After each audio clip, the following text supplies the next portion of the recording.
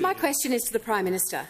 Last week, the RBA said, quote, "Public demand is forecast to be stronger than previously expected, reflecting recent public spending announcements by federal and state and territory governments."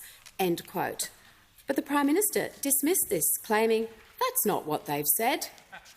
Why is this Prime Minister in denial that Labor's spending is causing homegrown inflation and keeping interest rates higher for longer? The call to the Prime Minister. I thank the Deputy Leader for her question. This is what the RBA Governor Michelle Bullock said last Thursday in Armidale. Governments have a job to do and I have a job to do, right? My job and the Reserve Bank's job is to get inflation down, right? Governments have a different job. Their job is also to get inflation down, and they acknowledge that, but it's also to provide services and infrastructure for the Australian people. And so they need to do that at the same time as they need to focus on keeping inflation down. That's precisely what we're doing. The member for Fisher. And it's also consistent with what the Governor told estimates in May, where she said fiscal policy has been running a surplus for the last couple of years.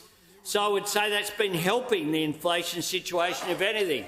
Now, I know that for those opposite, a budget surplus is something that is foreign to them, Mr Speaker. You may as well be talking a different language, because they promised a surplus in their first year and every year thereafter, and they produced none. None. And we turned a $78 billion Liberal deficit into a $22 billion surplus, and then backed it up with a second surplus that's on its way as well. And this is also what Michelle Bullock, the RBA Governor, had to say about inflation. Inflation has fallen substantially since its peak in 2022. This is what she said 6th of August last week. She spoke about international experience as well. We've seen from overseas experience how bumpy inflation can be on the way down and across the economy. She had that to say as well. She's been very, very consistent.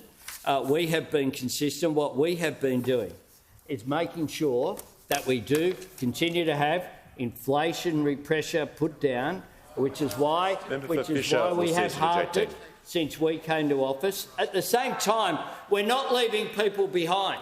We've given tax cuts to every Australian, something that the questioner here, the Deputy Leader of the Opposition, said they would roll back.